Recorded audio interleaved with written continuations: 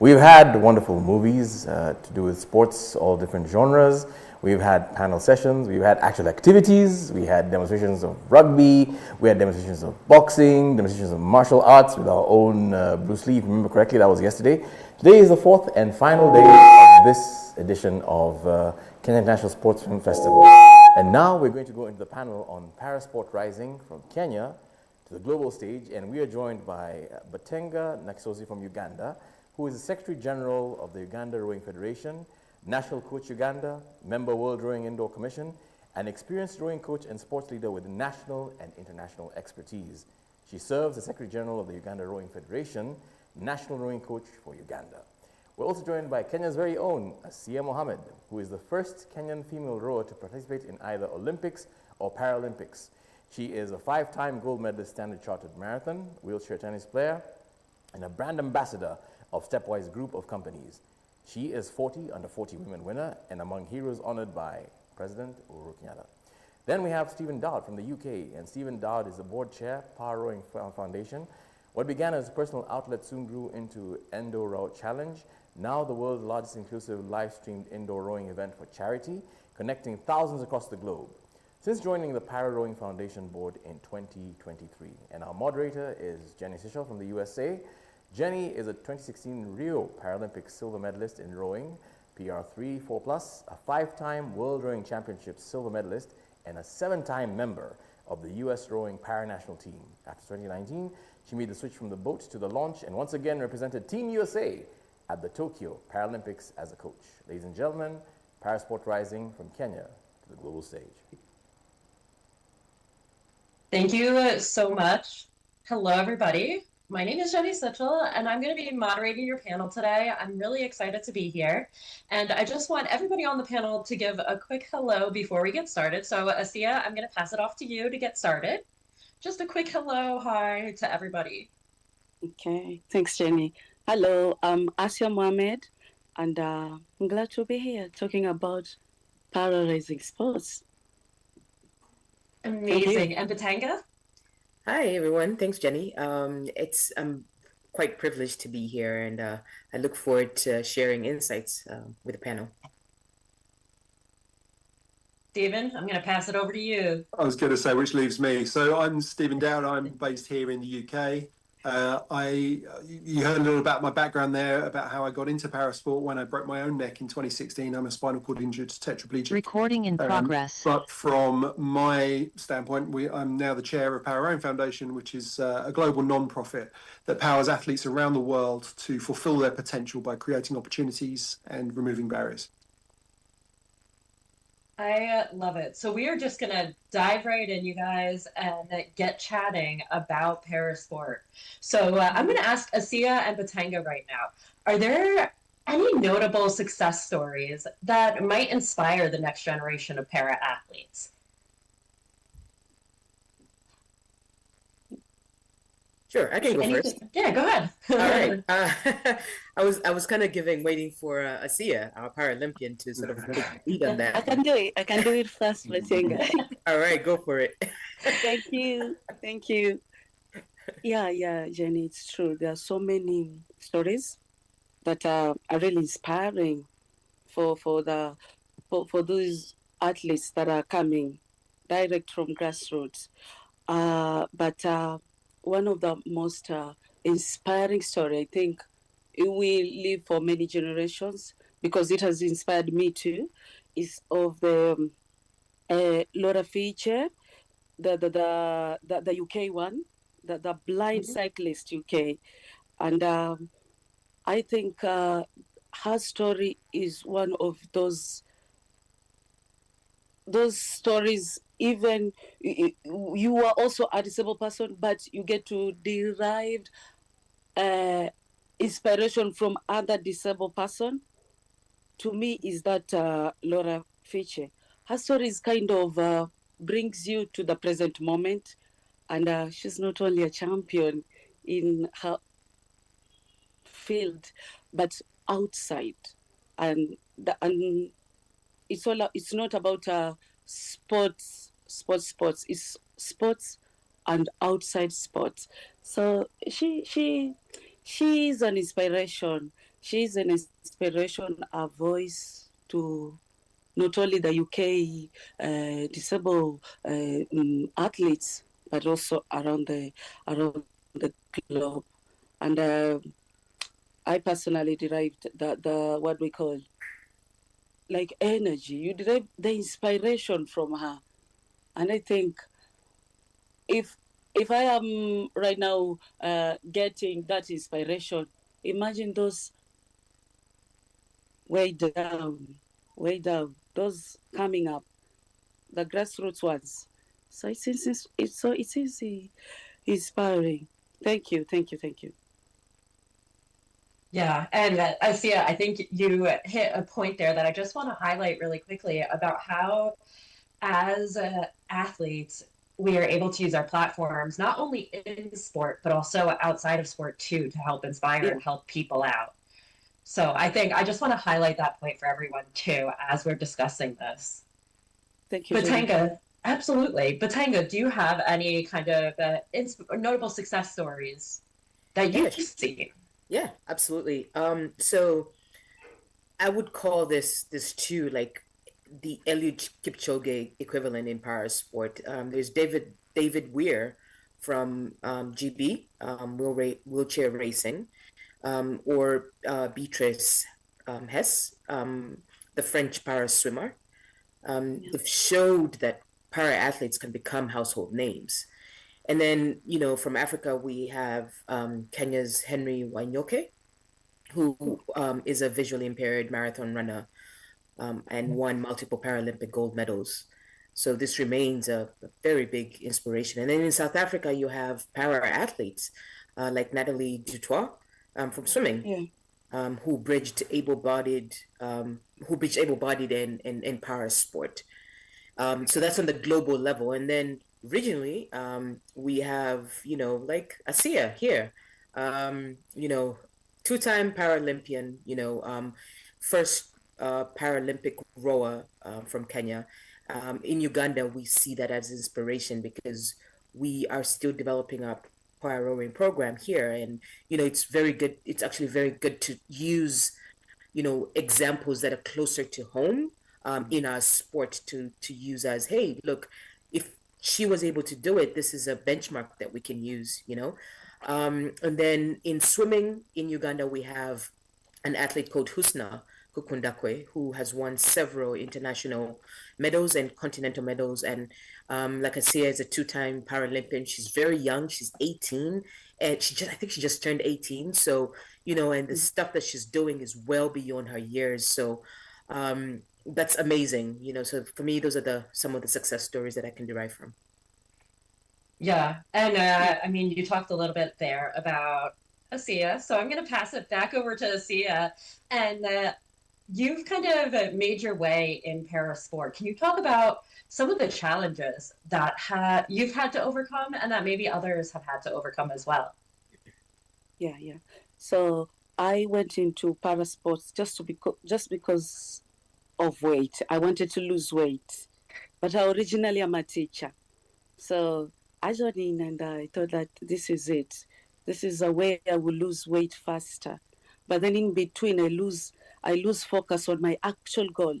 So because from losing weight to sports, in between, I get to win some stuff in sports and everything.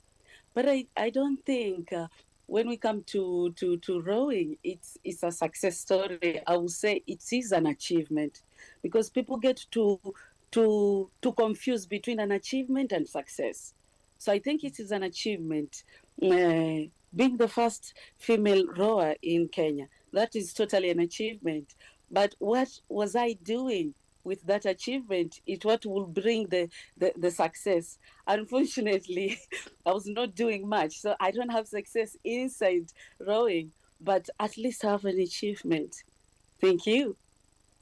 Yeah, I think you have success outside of rowing too in the way that you've spread parasport.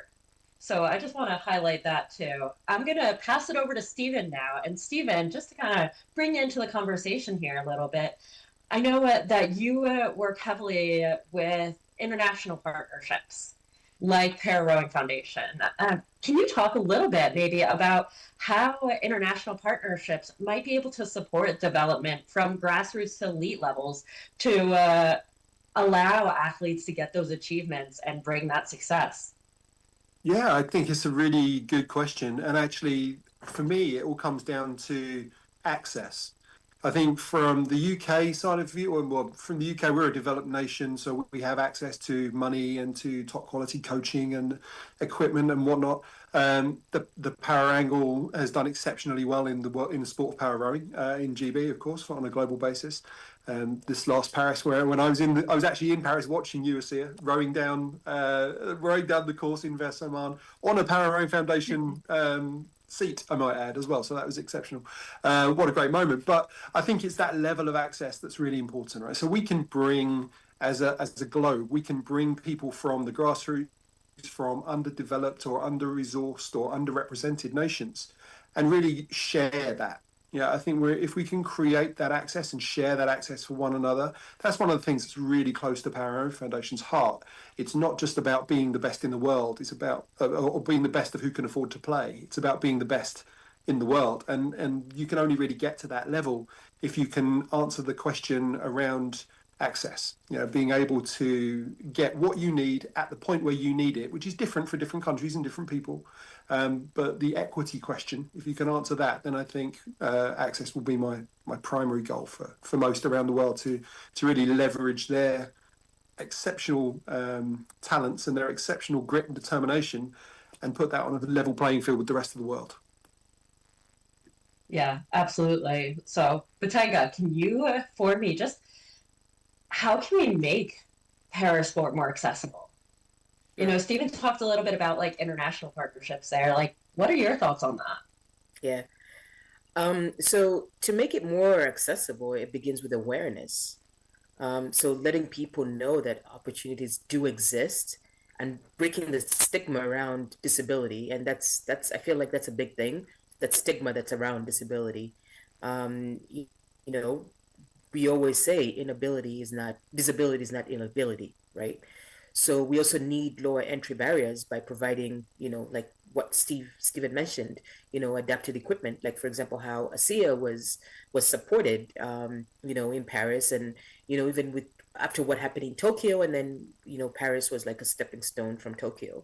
So just lowering that barrier a bit, and then using community programs in schools and rehab centers, and even starting, like for rowing, indoor alternatives like, using ARGs and, training coaches.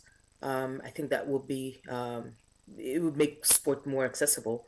And then when I speak about coaches, let me speak from that perspective as a coach. I think coaches need to be trained to work with para athletes in general, understand the different challenges that they incur and that they go through. Like we are trained to work with able-bodied athletes, and just being able to now switch it and understanding the challenges and how to work with disabled athletes. I think that's key. And then finally, partnerships and policies. They really matter. So federations, government, and organizations like Para Rowing Foundation, Invictus Games can help, close or bridge that resource gap that we have. Essentially, at the heart of it, accessibility is not just about equipment; it's about mindset and opportunity. So seeing para athletes as athletes first and making sure every disability has a pathway to sport. Absolutely. I love that. Yeah. Stephen, do you want to add to that? Yeah, I was just thinking, as you're talking there, the one thing that I think is really important is that education piece.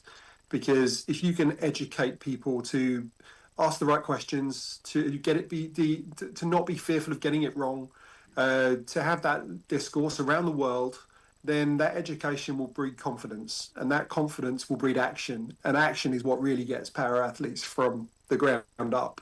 We can talk about it all day, but we've got to get out and do something about it, right? They're willing to do it, and we need to be ready and willing to do it too. And I really do think that connection around the globe is a really interesting one, rather than sit in our silos of our countries because these are our gold medals that we're going for. I love the idea of sharing best practice, sharing expertise. And we've all the people on this panel have been at the Para Rowing Foundation intensive training. And that's exactly why we create those trainings, which are effectively like, for those that don't know, they're effectively like a national training model, but with people from under-resourced countries that can all come together and play together and share ideas together. And then once we've kind of spent that intensive week, and it really is intensive, we can then take all that stuff back home and we can share it back home. You know, there's no barriers to access, no barriers to education. Yeah, absolutely.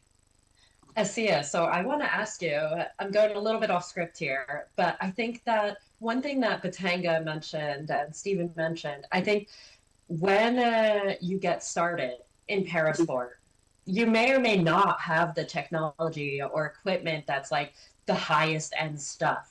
Can you just talk a little bit about like your journey getting started in para rowing or another parasport, and what that looked like, how that sort of evolved from where you started to where you raced at the Paralympics? What did that look like for you? Did you start with like the best equipment possible, or like you said, you just kind of wanted to work out? Yeah. Thank you, Jenny. So when I went to into the Para Games, I found it was really fun. It was a fun thing for me. That's why I get to do multiple of them, different sports. But later I realized each discipline has its own limitation, especially if you are coming from Africa in general. So, and when you guys were talking about accessibility, and I realized that not all persons with disability can fit in the disciplines that are in the Paralympics. And I realized I could go on in different sports, but the rest will be like, oh no, I don't have. There's no other game that could fit me. Some of athletes who would want to participate, for instance, like rowing, but they couldn't because they don't fit in the classification categories. So that's when accessibility out of development in terms of infrastructure comes in terms of now the athletes, the disabled athletes themselves. And my way up was I will go to where there is equipment and trained personnel. I like the way Batenga was saying, it's all about awareness. It's all about awareness. You wanna train people, but they're not ready to train. Or you wanna get more involved in a game, but no one knows the game. No one is there to coach you. That's why we get people like Stephen to bring us who are underprivileged to the training camps where I get to meet you and you train. Where I'll get where when I go back home, I'll be again suffering because there are no trained personnel. So along the way, I realize it's not about it is not about what people will bring in terms of equipment, building infrastructure, or everything. It comes down to that athlete, that para athlete. Is he or she ready to change as a person? As in, ready to be coached, ready to use this equipment. You know, you get something different and you have that fear of exploring, or you don't want to ruin it. So the question comes down to the athlete. Is he or she ready to actually be incorporated with how the world is moving? Yeah. So I think when we go back to the question of accessibility, introducing of new games will be able to fit into those para athletes who wish to be in the Paralympic community, but they can't because when I was in London, I get to be in this adaptable community. They don't call themselves para adaptable community. Even rowing is adaptable rowing. So everyone gets to compete with anyone. There's no classification, there's nothing. We are just all paras and it's a community, let's do this. And I felt that was really cool because by the end of the day, it's not about the sports, it is something that builds outside the sport. And that's when we go to the emotional part of it. Thank you, Jenny. Yeah, definitely. Oh, I love all of the points that you guys are touching on in these conversations. I think there are things that aren't often spoken about or said, but are so crucial for people from just starting in parasport to the Paralympic level to realize and know. And so I kind of want to ask, kind of throw this question over to Stephen a little bit too. Like, I know we've talked a little bit with Asiya about like technology, equipment, evolution with that.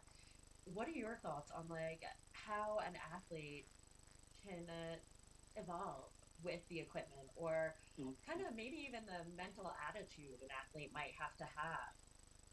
Yeah, I think performance and mental attitude are inextricably linked. I think they have to be part of the same situation.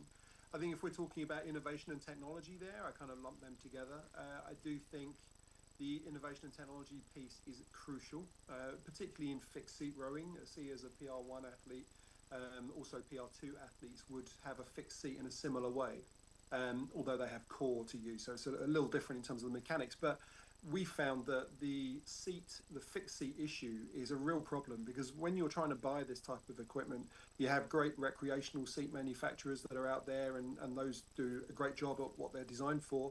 But as soon as you get someone who has an Asiya level, Paralympic level element of performance in those seats, then two things tend to break, either the seat itself or the athlete. And neither of those are okay. And particularly not the athlete, right? Downtime is not going to help your progress and your performance, and parasport overall for your country. So we see that as a serious blocker. We've designed a process at the moment where our prototype seat that Asiya used in Paris is being developed even more so. We put our money where our mouth is on the price ticket. It's an expensive thing, but the value that would be derived from getting the fixed seat, high performance seat available at a low cost or at a cost sensible price, and then available around the world. I mean, ideally, we'd love to see this at the start line of LA 28, right? And that is possible if we had the amount of money that we need to get there. So we definitely do. Here's a call out to everybody. If you want to see more kit like that Asiya was rowing in Paris, but available for the world at the start line, then please give us a call. We'd love to have you on that journey. But certainly, I think that getting that kit right is expensive for under-resourced countries. They frankly just can't afford it. Even in the well-resourced countries, they often don't have the money for that either. And when you're looking at something like a fixed seat that could cost tens of thousands of pounds for one seat, which is a carbon fiber model of some guy's backside that can only fit him, then that's not really, it's not going to allow access to the sport. It's not an equitable option. So we're trying to find something that is going to be much more kind of like a semi-bespoke suit, where we have the basics in place for people that can perform at a high level. They can perform at the highest level, and then we can just model that seat slightly to fit you more so, because everybody is different. Quite literally, everybody is different in parasport. That's one of the massive exciting parts of it, right? Finding that you have a different body. How does that move? It's different to mine, so I need to understand how that moves. Coming back to Batenga's point, when able-bodied coaches, able-bodied people can understand how people whose bodies move differently, you're able to then get the maximum performance from those bodies. Then things like technology can only assist that. Ultimately, you're trying to get as much power as you possibly can, not sliding around in a seat. It's all wasted energy. You need to be able to put all of that energy directly down through the oar into the water to move you as fast as you possibly can, and that's where you'll win races. Yeah, and so Stephen, you're part of an organization, but I want to kind of pass this over to Batenga a little bit. Can you talk about maybe like how sports federations, governments, national governing bodies can collaborate to expand these opportunities? Sure. Collaboration is key. Federations provide the technical expertise. They also provide the coaching pathways and competition structures. And then governments bring policy, they bring funding and national recognition. And then that can make parasport part of mainstream. And then let me put it this way: make it part of mainstream sport development. All right, and then NGOs, could contribute towards innovation. So, like for example, PRF, resources and the ability to reach communities that might otherwise be overlooked. And then when these three come together and work together, for example, a federation offering the training programs, and then government ensuring accessible facilities, and an organization, an NGO, providing the adapted equipment. So para athletes then get a full pathway from talent ID to the international competitions. So Asiya is a great example of this. So the most important thing is alignment, working towards a shared vision, and where you would see that the para athletes are not just on the margins, but are fully included in national sports systems. So, and that's something that we are working towards in Uganda, where para rowing was separate from rowing. So, and I've been personally being an advocate for these all have to be under one umbrella body. That way, you're able to work together. And yeah, exactly. So, it's collaboration is key. If I can give a little shout out to British rowing there, that's one thing they do very well. The para rowing team and the non-para rowing team is just one team. They perform at different games, they win similar medals, but their coaching strategy, their structures, their expectations, their community that they built is integrated. It's not us and them, it's very much us. And as a result, in the paras this year, out of there were 5 boats they could have entered. They entered 4 categories, and they won 3 golds and silver. Kind of the results speak for themselves, right? Not that they don't have their own problems, they do, as all NGBs do. However, they do that piece very, very well, that integration piece. So, Asiya, how, I mean, Stephen spoke a little bit to Great Britain, and Batenga was starting to talk about Africa a little bit. How can East Africa become a hub for parasport excellence and innovation? So, because we are way down in terms of infrastructures, we could start with the investing in infrastructures, making like more accessible for the para athletes, and maybe centers for particular sport. The training centers where they get to be trained in that particular sport. I think that would be nice. And then like integration of technology, because like Stephen was saying about the carbon fiber seat, it's already in its level, and not all people can afford it. So when people get to do this innovation in terms of technology, they make it a bit affordable, so that most of us para athletes could be able to access them. And maybe what we need is identification of talents and grassroots development, because you get to see Asiya every time, Asiya, and you'll be like, when is she gonna retire? So that means that they haven't found someone. And it always goes down to the identification of talents. Once we have like a structure where we get to identify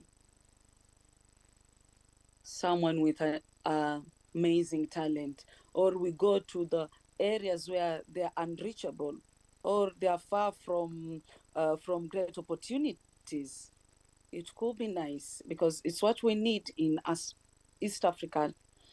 And what else? I think those two are enough. I think those two are crucial to me: the edification of talent and investment in the infrastructure. Yeah. Batenga, I see you nodding along here. Do you want to add anything to that? Yeah.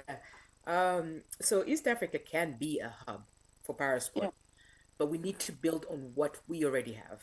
right? So, and what is that? Resilience, community spirit, and a growing culture of sport. So if we build on that, then I think we could be a hub for that.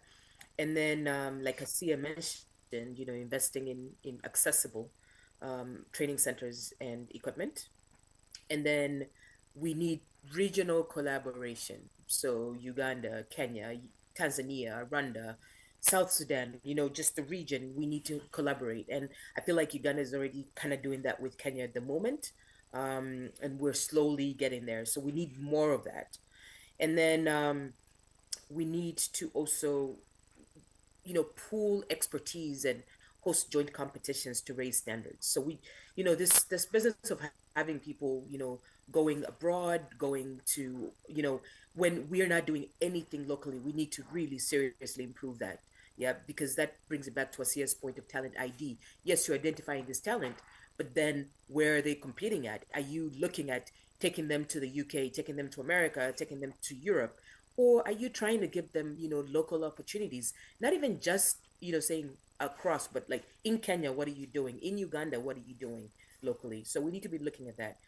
And then we need to embrace innovation using technology and, yeah, technology. I feel like we really do need to embrace that. And then finally, success stories must be told. So once para athletes are visible, then sponsors and policymakers will follow. We're struggling with that because there's just no visibility to, para athletes and para sport. So with strategic investment and unity, East Africa can lead the way in developing sport. So I'll finish with this. I'll say if we invest together, East Africa can shift from being a participant in para sport to being the place where the world comes to learn. We have a lot. We're already doing that with athletics. So why don't we do that, with para? Yeah. I love that. And I think we have time for maybe like one more question. Asiya, you just came unmuted. Do you want to add to that? Or I love everything what Batenga was saying. Totally in agreement with her. I love it. It starts on this call, but I think I just want to kind of highlight too, Batenga, what you were talking about with media and awareness. And like, I'll pass it off to Stephen on this one, and then give everyone a final word. But Stephen, can you talk a little bit about how media can help grow awareness and support for parasport? Yeah, I guess. I mean, I'm a 47-year-old white man, right? So we're looking at Asiya as the media queen on this call, but certainly from a social media point of view, I do not have a TikTok. But from a traditional media point of view, from a social media point of view, I do actually lead some of our stuff at Power Foundation in that line, and I think it's really important. I am a storyteller by trade. When I'm not working for Power Foundation, I'm a keynote speaker, and I see the power of stories. I see the emotional connections that it makes. I see the inspiration that it builds, and I see the action that people take as a result of being inspired.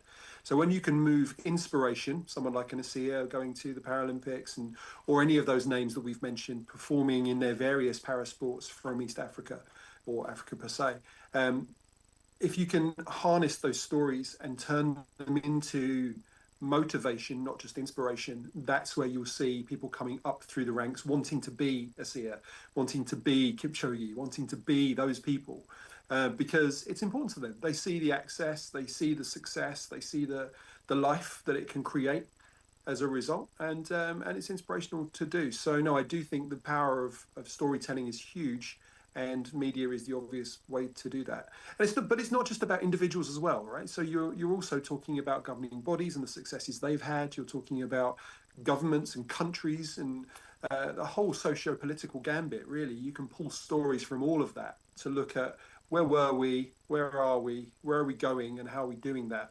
And you start to create an excitement about what we're doing, so that Uganda, Kenya, Zambia, wherever it may be, become those places to go and do these things rather than have people come from. Yeah. Well, we have little less than a minute left. So, Asiya, Batenga, Stephen, any final words from you guys? Asiya, let's start with you. I saw you on mute. Okay. On athletes perspective, I will say that it's never too late to do anything, and the change starts with you. You don't wait for others to make a change for you. You just need and willing to make a change for yourself. Thank you. I'm going to leave it at that, guys. I couldn't I better love that. So I'm going to pass it back over to the studio right now. Thank you all for joining us and have a lovely day. Thank you. All right, Thank you. Thank you, guys.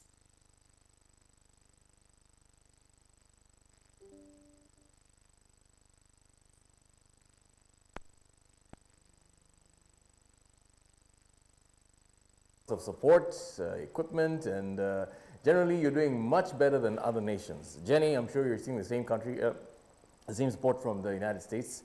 Our East Africans, Batenga and Asiya, I think, like you mentioned, NGOs, how about corporates actually getting involved? And also that idea of yours of parasports being actually part of government sporting policy, not as an other, but actually part of government sports policy that is budgeted for as well.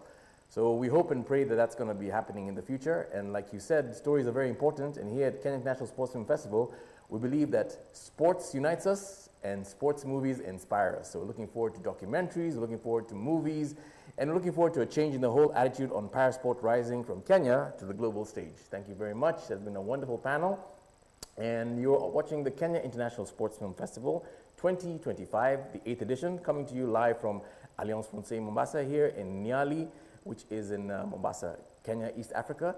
And now we are headed towards the final lap, which is going to end up with the award ceremony. But first, much more movies, documentaries, and features, all to do with sports, here on KISS 2025, the 8th edition. Keep watching, enjoy, and see you soon.